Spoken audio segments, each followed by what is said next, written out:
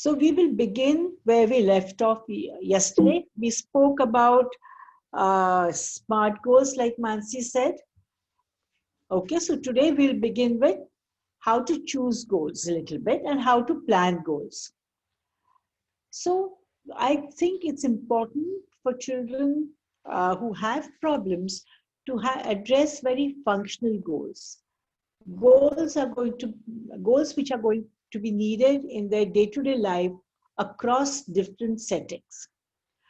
Say, for example, your assessment may tell you that the child is not using verb in present progressive form. That is, eating, playing, etc. But your 4-year-old child is just starting to use 2-word or 3-word phrases together. And then it's important for him to use 2-word or 3-word phrases than us focusing on present progressive form. Okay, so I think that is something we need to keep in mind. Another thing to keep in mind is the timeline. How much time do you have as a clinician to work with this child? Now, this will depend on different settings. If you're working in hospitals, often the clients are with you for a shorter duration. Okay, especially if they are IPD cases, then they are with you for a very short time. You need to give them a take-home message and something to do at home. And once they are a little more mobile, they can come to your clinic. In clinics or in academic institute, more so in academic institutes, you find that clients come to you for about 3 to 4 months on an average.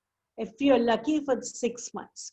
So your long-term goal should be in the range of 3 to 6 months. I think that is the longest you can go. Even in private clinics, that is the timeline you should keep in mind. Even in schools, because if we are working on the same goals for longer than 3-4 months, obviously the goal you have chosen is not correct.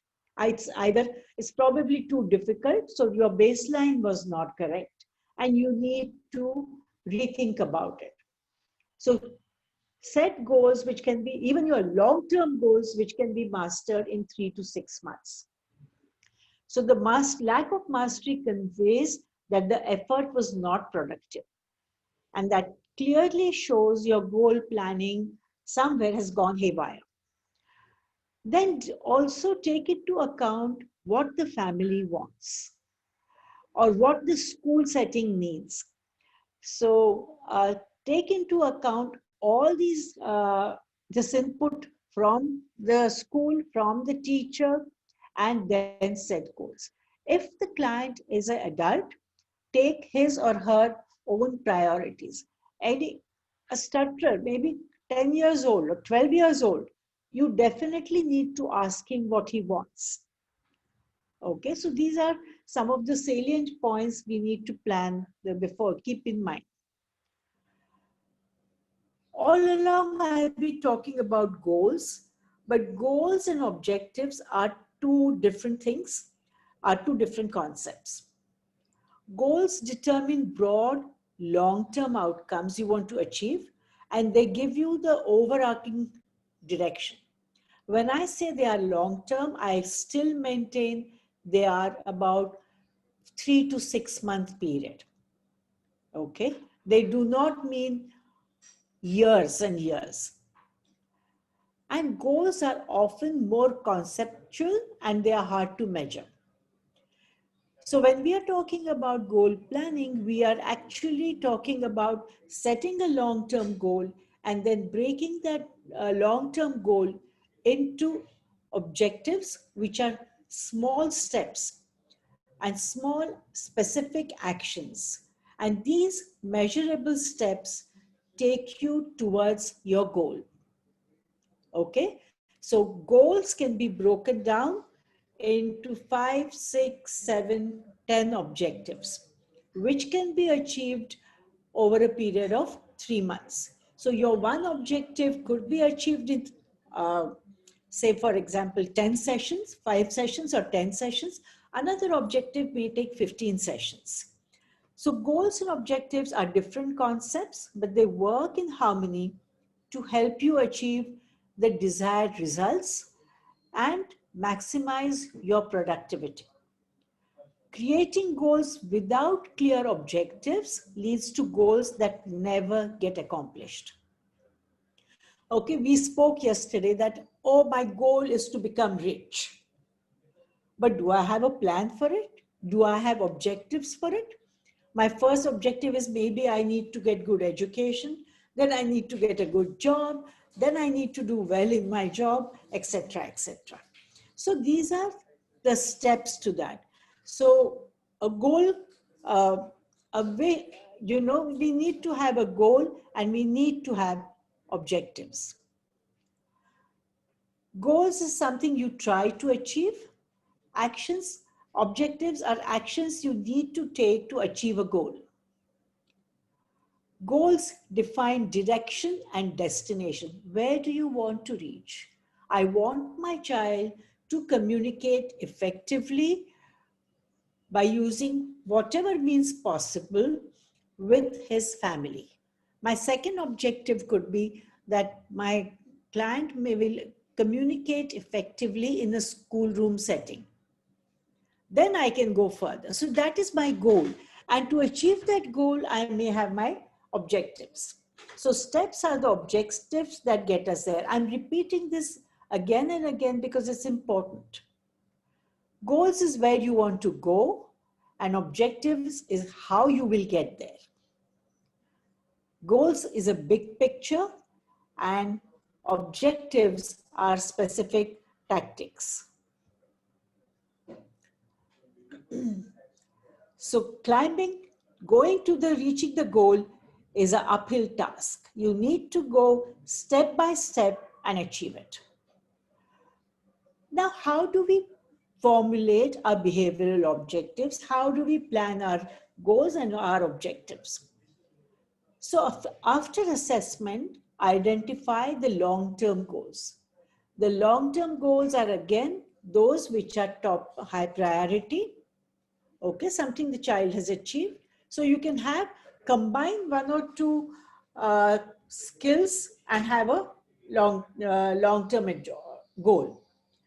Then you have already identified the basal level and develop short-term objectives which will take you towards achieving your long-term goal. So first, identify long-term goals, have a good assessment and set the basal level. And these two steps will go hand in hand. And then you develop your objectives, which will take you towards your long-term goal.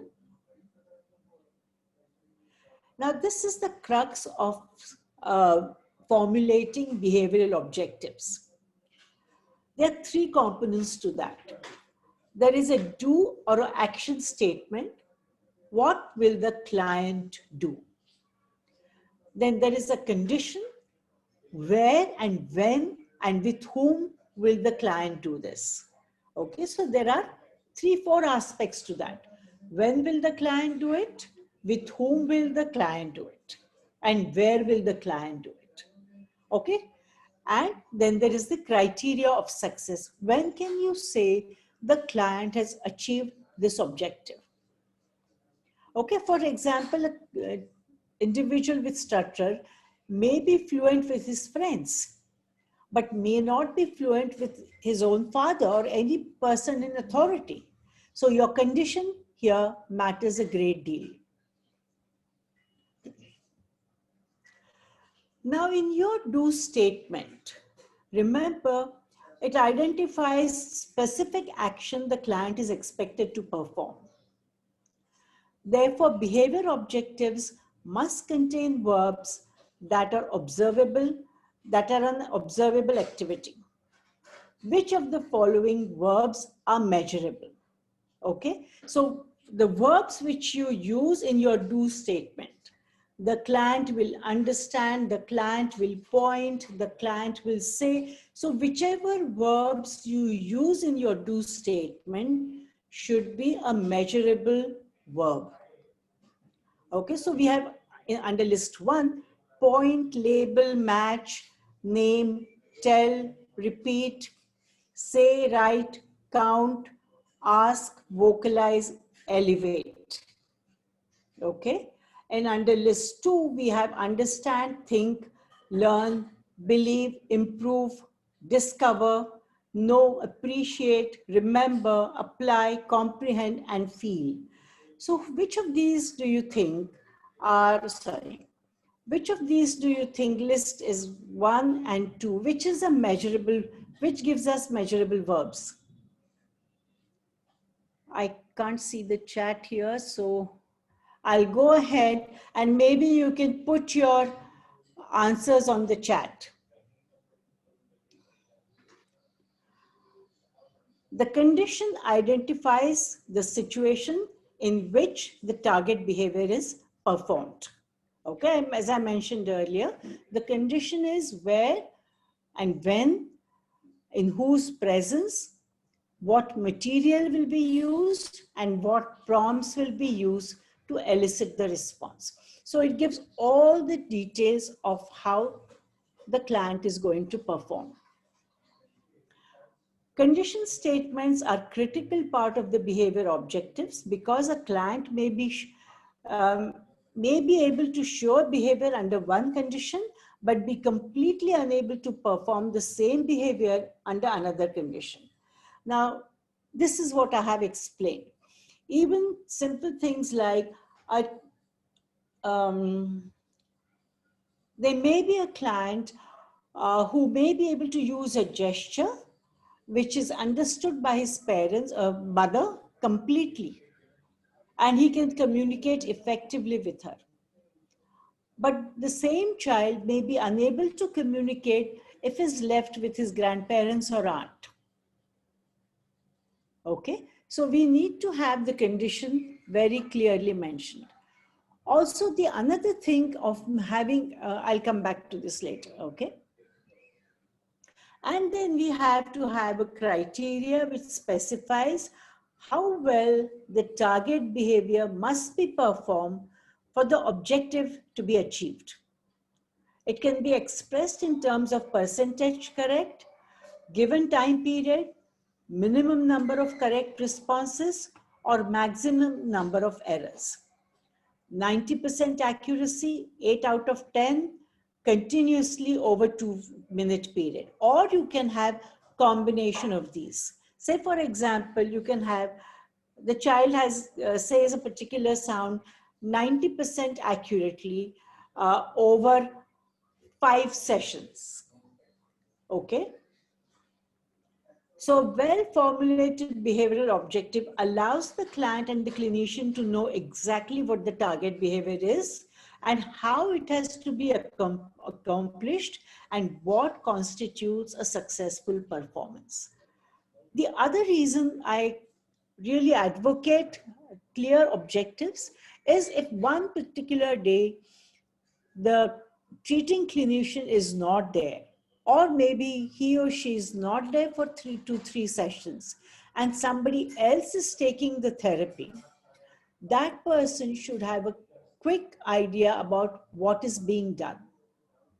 And if you have good record keeping, you've kept a tally of the client's responses, then you can maintain the same record keeping and have a good statistics maintained. I think that is also very critical in today's time. Basically, today in our world, we have to show that what we are doing works. And that is why we have to have excellent records to show how the child is improved over the sessions. And that's why your short objectives, clear behavioral objectives, help you maintain those records. Here are a few examples. There is a do statement. Use slow rate of speech, say 4 syllables per second. And condition is while reading single sentences. And criteria is 85% accuracy or better over 2 two consecutive sessions.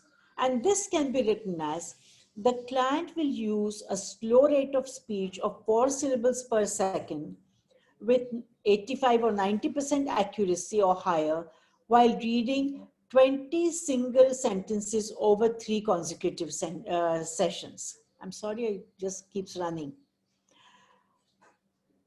Another there is a little discrepancy in what I've written in the do and criteria and the behavior, my fault. In the second example, the client will say, sir, in medial position. What is the condition? Given a model by the clinician while naming pictures of animals, and criteria is 90% accuracy. So behavior objective says, given the clinician model, the client will say correctly in medial position with 90% accuracy while naming animal pictures. Sorry, I've goofed up in that. Please excuse me, but you can make out. So it is 90%, it is medial position, and here it is 85% accuracy. So what is the template for setting SMART goal tells us? We need to have a long-term goal. That is why we are going to do it, who will do it, the performance, what will be done, condition, how and where, and criteria, how well, and the time frame, by when.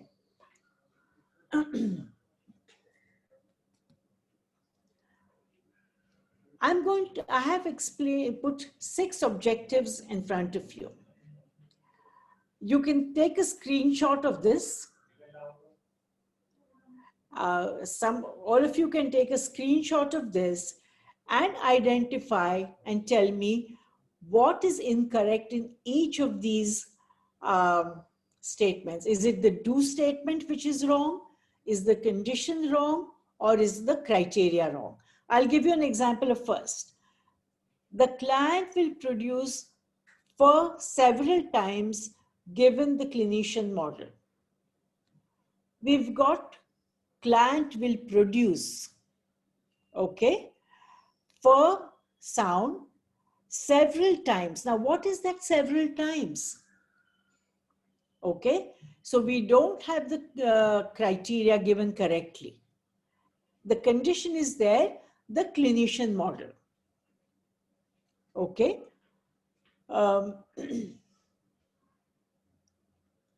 So that is here we have the condition is wrong and the criteria, the criteria is wrong. So similarly, look through number 2 to 6, and you can put on the chat which of these what is wrong. Now these are some of the therapy goals for articulation. You know how they've gone. Excuse me. Yes. Ma'am, can we go back to the previous slide so that people can get time to answer in the chat box? They can look through the slide and answer. Okay.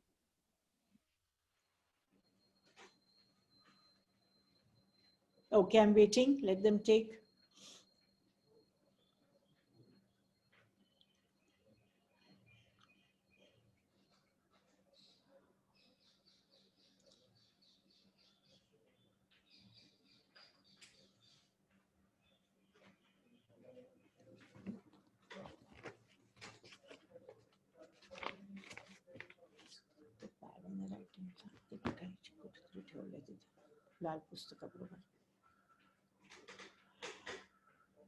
Are we done? Can I go ahead?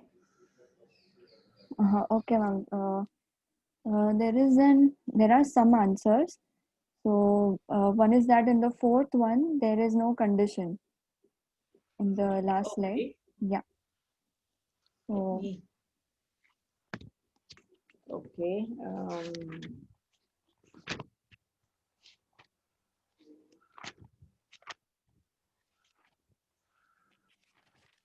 In the fourth one, client will use 2 phrases. with no errors. Yes, Yes. fourth slide, fourth one is correct. Then for the second point, the do statement is not clearly measurable. Absolutely. So which verb is wrong? The verb understand And this, is yeah, not a measurable verb. yes, yes. It's a conceptual verb. Okay. So Okay. what do you mean by understand? Is he going to point? Is he going to name? So what is it? Right. So that is second. Third one.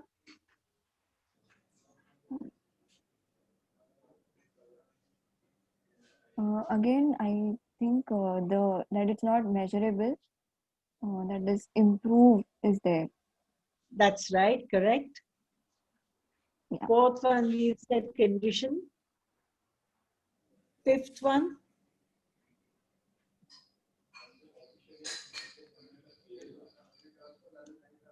Mm, the criterion maybe. That is right. Plant will use stuttering modification technique of prolongation frequently. Again, frequently is not measurable. So we need a clear during reading for 1 minute. So how often he will use? I mean, he can use frequently using reading for 1 minute. Reading what? So criteria and what will be the success rate? That he will use prolongation 80% correctly or what? Okay, so every stuttering block that he gets, has he used prolongation technique? Okay, ma'am. And six, For the last one, there is no condition or a criterion. yes, and And also a yes, do statement. yes, absolutely correctly. All three are incorrect. Okay, good. Now these are some of, I mean, these are the hierarchy of goals for articulation. Okay, I mean, I have cut out some of them because it's going on to 2 slides. So we start with isolation level. Given 20 trials and verbal prompt or model, student will articulate the sound of cur at isolation with 80% accuracy. So here verbal prompt or model is given. In the second objective, he will do the same thing but independently without a model. In the third objective, he will say cur sound at syllable level with verbal prompt or model. Next, he will be independent at syllable level. Then we go to 20 words, a verbal prompt, and he will articulate cur sound in all positions. Again, this can be broken into initial, medial, and final. Okay? So I've just grouped it all together here. And this is with verbal prompt or model, and then here it is independently. Then we have 20 words of pictures, verbal prompt in all position at phrase level. So you see from isolation to syllable isolation with model, independent, syllable level, independent, and given prompt and model, then independent, similarly different positions, and then we go on to phrase level, again with prompt, then verbal, then we go on to sentence level. And here I have gone much faster. I've cut out the rest. So we have got pictures and sentence level in all positions. Then reading a passage independently for reading level. Okay, so he's going to say correctly in all positions while reading a paragraph. Then independently retell the story. Now he's read this paragraph, the same paragraph is going to tell you, the story is going to tell you. So this is beginning of conversation level. Here, now we are getting the client to answer WH questions based on the same passage. So there is a little bit of stress put in. Okay, now he is under a scanner. Then at a conversational topic, independently. The client is given a topic to converse about and he's going to talk independently. And then he goes to classroom discourse. So it's now generalization. So this is how the goals can be broken down into objectives, very small achievable steps, and generalization must be built into your goals and objectives. Because unless a goal is generalized, you haven't taught the skill completely. You know, this is what happens very, very often, that we teach two-word phrases. I mean, this we see in colleges happening all the time. Ma'am is saying two-word phrases. What? Ball de and ball ghege. Take the ball. And you say, oh, two-word phrases are achieved. Ball de, car de, and you think you've got two-word phrases achieved. But think about, all of you have seen what are the different semantic relations which are explained through two-word phrases. What are the different verbs the child should be using? What are the different object names or nouns which the child should be using? How many semantic relations can be expressed through two-word phrases? Throw ball, I mean, ball up, balloon gone, car gone, mama play, okay, mama come and play. So it's a bit of a command. So look at the semantic notions, look at the pragmatic functions that the child can encode with two-word phrases. And then plan your goals. This is where your semantics and pragmatic goals can be woven into your language goals. Are you with me? Is that clear? I think this I feel very strongly about. Don't say my goal is achieved. See how many, like following single stage commands. Okay, we say, you tell the client, give me the car, give me the ball, give the ball to mama, give the car to papa, and put the ball in the bag, or show me your shoe, and you've got your single stage commands done. But combine them with different adjectives.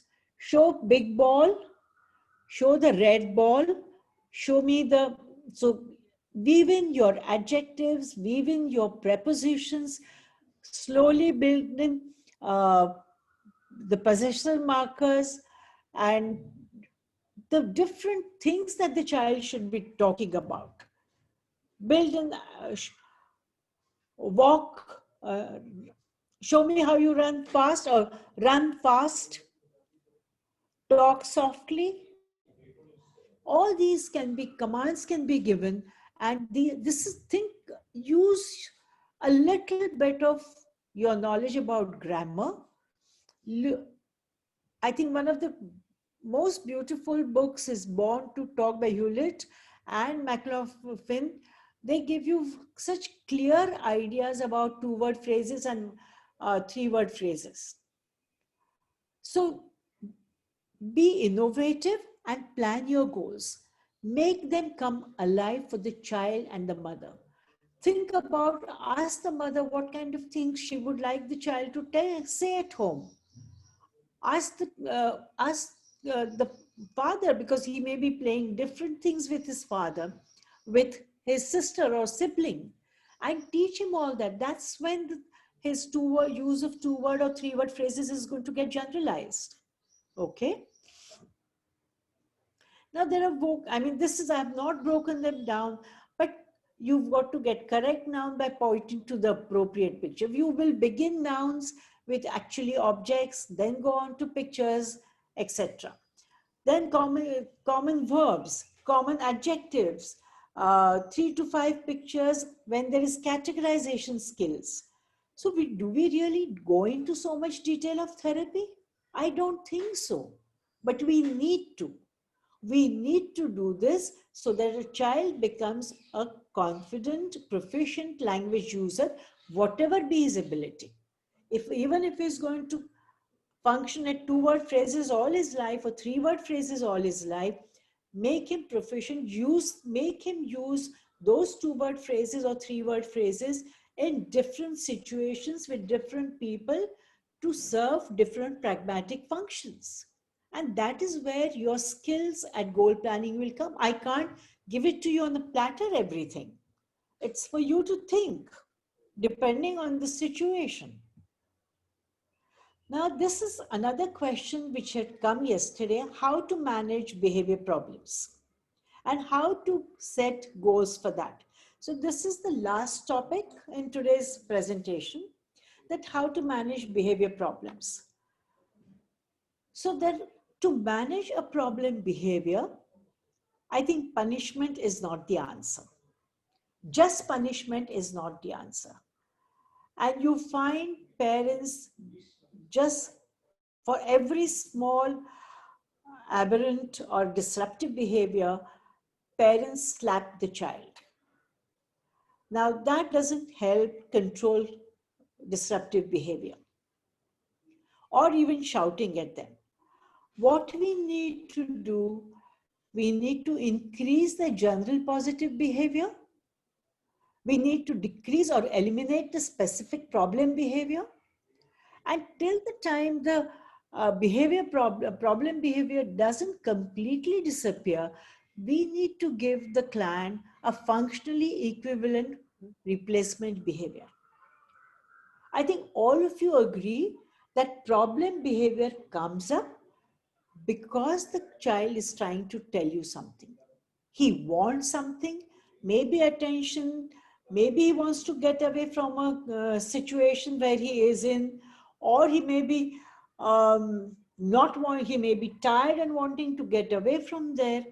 So the problem behavior always serves a purpose for the client. So to get rid of the problem behavior, we have to give the client a functionally equivalent replacement behavior called FERB. Okay, so monitoring on all these 3 goal types best illustrates the student's response to intervention in many cases. If you work on only, where is my cursor? If you work only on decreasing the specific problem behavior and he has no other way to achieve what he wants, the problem behavior is not going to go away. If you only teach him the good behavior and which is not combined with a good reinforcement, or he doesn't get him the thing which he wanted by using the problem behavior, the positive behavior still doesn't increase. So we need to look at all these 3 things. Now, what do we do to increase general adaptive positive behavior? General positive behaviors must be within the developmental and chronological age ability and the child should be capable of achievement by a student with specific type of disability. I'll give you an example. Early on in my career in Kolkata with IICP, there was a child we were not sure whether it was cerebral palsy. And he had a major problem behavior of biting himself. Biting himself so severely that he would bite his upper arm, forearm, hand, and if you know splints, many children with cerebral palsy, to keep them stable, we give splints. Okay, so those were put so that he could not take his arms to the mouth, and he started biting his own lip, and to such an extent that he had actually bitten off part of the lower lip. We were at our wits' end how to control that behavior. Till somebody from UK came and said, This was a syndrome. I forget the name, is now over 35 years. This was some syndrome where the child bites himself. Okay. So it was not in his ability to control himself. He could not control.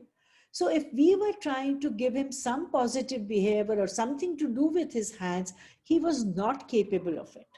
However much punishment, anger, love, affection we were giving him, it was not going to be so. He needed other kind of attention. Now, if you were to give him some adaptive positive behavior, behaviors that have never been shown under any condition will require different approaches than those behaviors which are shown in some conditions but not others. There are children who will be as good as gold away from home. Okay? Many children with intellectual challenges, intellectual disability, will behave quite well with outsiders. They go and spend some time with their aunt, they're as good as gold. And let them come home with the family, they are ready to throw a fit for every small things. Now, what kind of behavior? So obviously, suppose a child doesn't have requesting behavior is what we think, and she only has a temper tantrum. Then, but obviously requesting behavior she has when she goes out to her aunt. So now teaching requesting behavior at home and with the family will require a different approach than if she didn't have a requesting behavior anywhere. Okay, so this is what the second point says. Consider whether lack of desired general positive behaviors are due to skill deficits. That means student doesn't know how to do the required behavior. He's not capable. Or performance deficit. Student chooses to use these behaviors in some environment, but is not using them in environment of concern. So my second example is performance deficit, whereas first example is due to skill deficit. She doesn't have the skill. Say for example, indicating no for a non-speaking child. If the child has no way of saying no and nobody has put meaning to her behavior that she uses to say no, then it's a skill deficit. We need to teach her the skill to say indicate no. Okay, I hope you've understood this. Then decrease or eliminate a specific targeted problem behavior. Problem behaviors are those that interfere with learning, which could be academic, social, or life skills, in an educational environment, or it could be at home environment, such as not completing classwork, swearing, refusing to share with peers, breaking game rules at recess, standing in the bus or shouting or even spitting, banging head, throwing tantrums. Do not expect problem behaviors to decrease with no change in the environmental condition and supports for positive behavior. I think this is very important. Don't expect any problem behavior to decrease with no change in environmental conditions. If the mother is reacting adversely, if the teacher is reacting adversely, then that problem behavior is not going to go. We must support positive behavior. Recognize that punishment does not eliminate entrenched behaviors that are meeting a student's specific need at that time. As I said, it does serve a purpose. All those problem behaviors serves a purpose.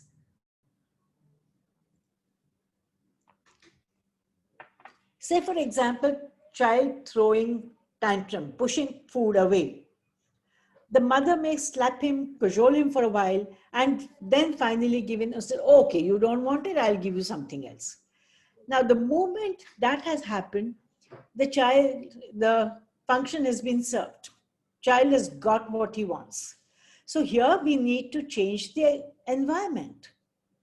Mother has to discipline him in consistently, putting in some rewards in place that, okay, this is what you need to eat, and then you get to eat this. If not, you go hungry.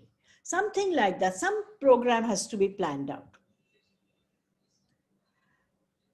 When you're decreasing or eliminating a specific targeted problem behavior, do not write a plan that focuses on full elimination of problem behavior in a short time frame. Problem behaviors are sticky, they are entrenched in the child's personality, so getting rid of them is tough. Solution: consider teaching methods that will permit the student to achieve a successful reduction in the intensity, duration, or frequency of behavior.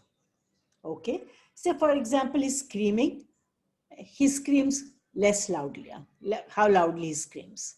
Duration, how long he pounds the desk or bangs his head. Frequency, how often does he have those tantrums? Or a child who is not doing his work independently in school, how often does he request assistance? Maybe in the class he's requesting 10 times. The goal can be to reduce it to 8 times, 5 times, 4 times, etc. Okay, so this is how you need to work in small measurable steps. And how do we give a child functionally equivalent replacement behaviors? Functionally equivalent replacement behavior is a behavior we will teach and reinforce. This behavior serves the same purpose or function as the problem behavior, but is more socially acceptable and tolerable in the environment in which the problem behavior is occurring. Verb is not the absence of problem behavior. For example, not fighting on the playground, nor is it the presence of good behavior we ultimately want. For example, playing nicely with others on the playground. Verb may be a midway point, halfway point. Okay, like that is why we talk in terms of the child is banging his head. Let the child not bang his head, but bang the desk with his hand, tap the desk with his hand. He's still making a noise which is still disruptive for the class, but it is a little more acceptable than banging his head. That is a verb.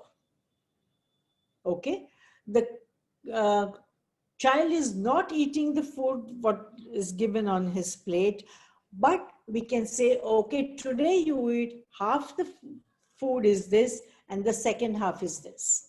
That is a verb, and then you get what you want. So these are the behaviors. Tanvi and Mansi, do we have time to go through these, or should I stop? Are there many questions? What is it? Yes, ma'am. We started getting questions actually. Maybe we have 5 minutes more, then we'll start with the question. Okay, so 3 types. This slide I will skip. It's the same what I have mentioned earlier.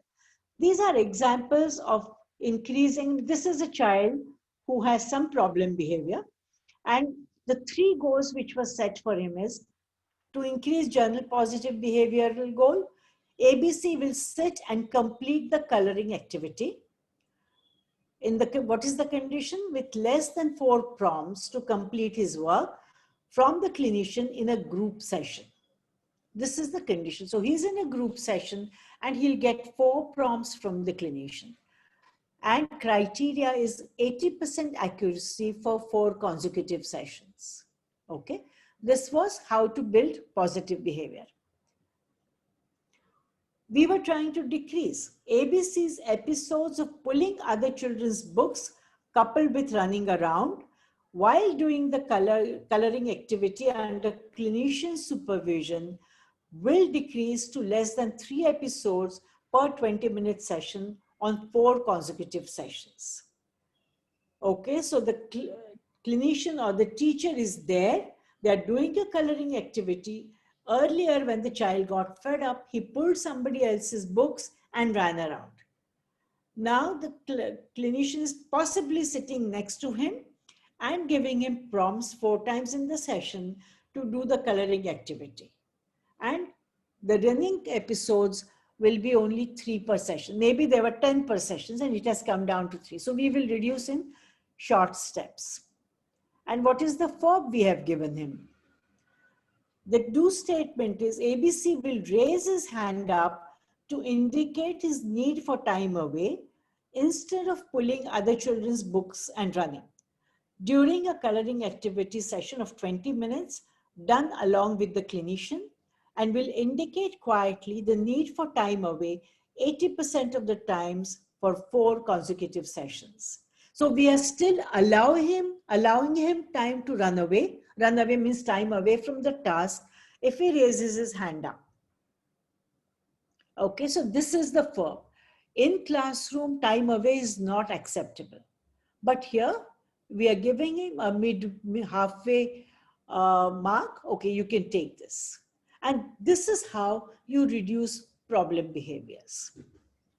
Okay, I think that's the end. Thank you. Should I stop sharing, Mansi? And I will take the questions. Okay, ma'am. Okay. Okay. Thank you very much, ma'am. We have gotten a lot of comments that it was a very nice session, a very knowledgeable session. It was like a reality check for all the practicing clinicians and a very good foundation for the students who will be starting to take cases. So thank you so much, all of you. yeah, so we'll dive into the questions now. There is a question.